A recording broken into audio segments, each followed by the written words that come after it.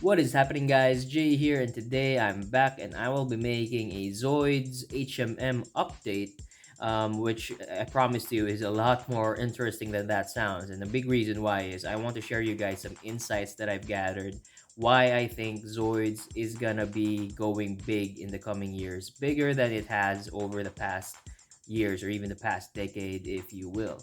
So why am I doing this video? Well, for one, it's 2022 January, so it's nice to start the year like this with a video like this for all of us Zoids fans. Two, because there are a lot of big news recently, which I will mention later. And three, it's because it's the anniversary of Zoids next year, the 40th anniversary in particular. I'll explain more about that later on. So, anyways, I'm talking about only the Zoids HMMs here, right? So just the HMMs. So when I say HMM, for those who are still new or just watching this video now, HMM stands for high-end master model, and they are completely owned by Korobukiya in terms of production line, and Zoids, if you're not yet aware, is owned by Takara Tomy. So it's basically a partnership of Takara Tomy with Korobukiya. Korobukiya owns the products. They own all of the IPs in the model kit making, while Zoids basically licenses their brand because they're the ones who created it. So why am I focusing on HMMs besides the fact that it's the best product, original product at least that you can get for Zoids? It's because they are doing something unique recently, or should I say something they sort of revived something a bit. What do I mean by this? You see, HMMs have been around for a very long time now, contrary to what might new collectors might think that these are really new. This is a new line of Zoids, newer than the motorized kits. They've been around actually since 2006. So it started with the HMM Shield Liger. Now, 2006 is a while back if you think about it. Back then, it was still Zoids Genesis that was around, and if you're aware, or if you can remember, there are still toys being sold, motorized toys basically of Zoids being sold during that time. But the HMMs have been around during that time already. So what's my point here? Over the years, Kurobukiya and Tomy ensured that they are going to create just a select few Zoids models. So it started with the HMM Shield Liger, and then eventually they created variants of the Shield Liger, like I think that was followed by the Desert Shield Liger. Then they made the Ramar, they made the MK2. And then as recently as 2019, they created another variant, which is the Shield Liger DCSJ. And just now, this month, this year, they released news that they're going to create another variant, which is basically a shield liger that's color black and blue. So similar to the Hagane's design over here. And then over the years, they created a lot more Zoids. They celebrated their 30th anniversary in 2013, which is why the 40th would be next year, 2023. And during their anniversary, they released the Gojulas HMM. They released several variants like the Firefox, HMM Firefox, the Iron Kong Schwartz, and by the start of the decade of 2010, they also created way more New Century Zerozoids like the Liger Zeros, the Berserk Fury came out 2012, and so on and so forth. So basically, they've created a select few Zoids. The technique is they created select few Zoids, and they are making reprints and variants of it. So when I say reprints, I mean like for example the Gojulas the Ogre, which was released in 2016. They created a reprint of that in 2019, which is the Gojulas Gunner. All right, so that's one example that I'm referring to. That's a reprint. Basically, it's the exact same thing, except that they just changed the name and also the color scheme of the product. Now, they also do variants, which I explained in my other video about collecting Zoids. Variants are basically, for example, you've got the HMM Shadow Fox and you have the HMM Firefox. You've got the HMM Death Stinger Hilts, and then you have the HMM Death Stinger Zarka Special, and so on and so forth. Things like that. Now, here's the insight that I've gathered. If you guys are aware of the HMM Storm Sorter model kit, that thing released in 2017, along with its variant, the Alabarone version, or Alabaroni version. I don't know how you pronounce that. But basically, what I'm trying to say here is the HMM Storm Sorter, released in 2017, is the very last original model kit that Kotobukiya released that is not a reprint or it's not. It's also not a variant. So if you guys can think about it, like it's 2021, right? Last year, 2022 now. It's been several years since they created an entirely new model kit from scratch. We're talking about something that's not another Liger Zero, not another Blade Liger, not another Command Wolf. The Storm Sorter was completely original back then. Like it was really created from the ground up in 2017.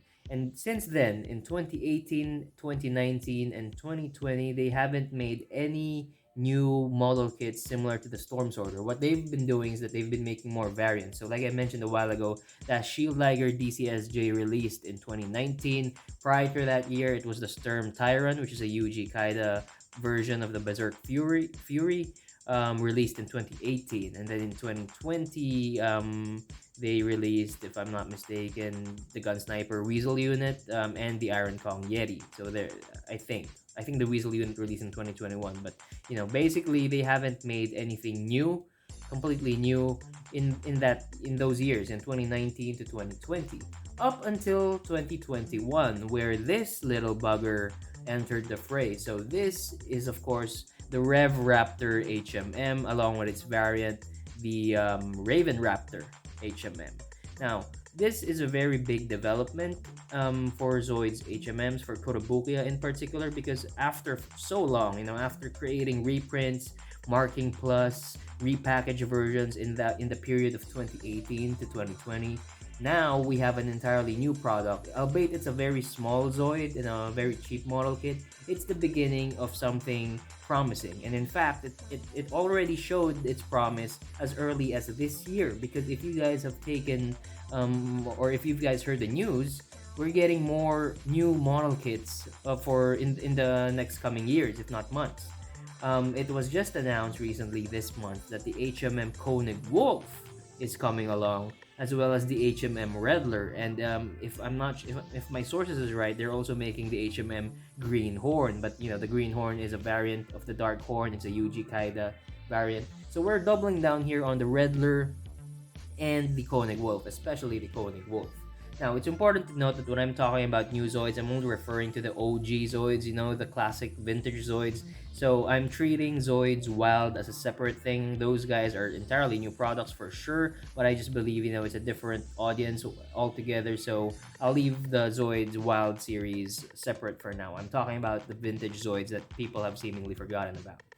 So, that being said, why is it so promising? Because again, you're talking about 2017 is the last year, and now they're going strong. They just released the 2021 Rev Raptors, and you can even add the HMM Liger Zero X there, which I won't consider as a new product because it's basically a new CAS for the Liger Zero, which is an endless amount of CAS basically. But again, it's very promising because next year we're getting the Redler, which is a new product, and the HMM Konig Wolf. So where do these things point for beginners? The Redler, let's start with the Redler. I think the Redler might be a prerequisite for them to create my most anticipated HMM Reynos. I really hope they create a Reynos. It's just criminal for you to create a Redler but not a Reynos. So you have a Redler, a Storm Sorter, and a Terrace, so you need to have the HMM Reynos. That would be so amazing. Then they can create Jamie's pilot once more, I guess. Who knows? After the Redler, you also have here the Konig Wolf, which is honestly the most exciting Zoid announced in recent memory. This is more exciting than the Storm Sorter or the Rev Raptor, in my opinion. So the Konig Wolf is a really famous Zoid for classic collectors. It's very famous in the games, and it also made a crucial appearance later in the season in Zoid's Genesis in color orange, which is really nice. So the Konig Wolf, I think they chose that Zoid because one, it's probably famous, and second is also because the Konig Wolf shares similarities with their existing products, that being the HMM Shadow Fox and the HMM Command Wolf. It's like a cross between those two. And here's the thing, it's 2022 now in the calendar, and next year it's going to be 2023. And as I mentioned a while ago, that is the Zoid's 40th anniversary. And knowing what they did in 2013, we should expect a lot more products compared to 2013, hopefully. So, what could be in store for us? You gotta remember, in 2013, they released the Gojulas and another variant of Iron Kong. So that means they might release this time in 2023. It's just my hunch. They might release the Gojulas Mariner. So that is a UG Kaida exclusive. For those unaware, it's sort of bluish Gojulas, more of an aquatic take to it. But also, they could make a new HMM that's large in scale. So if they release the Schwartz variant in 2013, you could consider that the Gojulas Mariner would be that equivalent. But they also released the Gojulas in 2013, an entirely new product. So what could be it now for the 2023 release? Cross fingers. Hopefully, it might be the HMM Deathsaurer. I honestly believe this is the perfect time to release the Deathsaurer, because if they wait for the 50th anniversary, another 10 years more, by that time the Deathsaurer might be a forgotten thing. Maybe not. Maybe it's just an exaggeration. But point is, I think the fans of the Zoids from before are in their mid 20s, late 20s, or early 30s, maybe even late 30s. So I think now is the best time to double down on a Deathsaurer that should be as big as the Gojulas. Because it doesn't have cannons, it might be actually smaller in terms of total height, but point is the frame should be similar to the Gojulas. If they don't want to make a Deathsaurer, well, why not make an Ultrasaurus as well? But yeah, simply put, what I think is we are bound to see the Gojulas Mariner. They already have plans for the Darkhorn, the Rev Raptor, and the Zarka Special, Death Stinger Zarka Special. These guys are all under the Yuji Kaida exclusive, so they've already made most of them now. It's only really the Mariner waiting, and there's also one more Zoid. I think it's a Salamander type, if I'm not mistaken.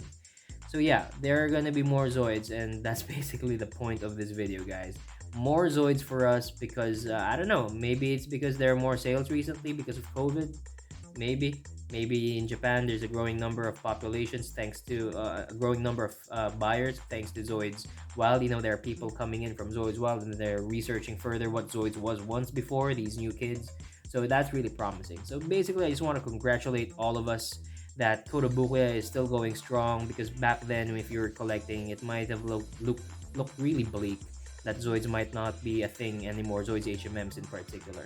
But here we are, Redler, Rev Raptor, Liger Zero X, and then the Konig Wolf coming soon. And also a new variant of the Shield Liger, which in my opinion looks way better than its predecessor. So that's it for today, guys. Exciting news.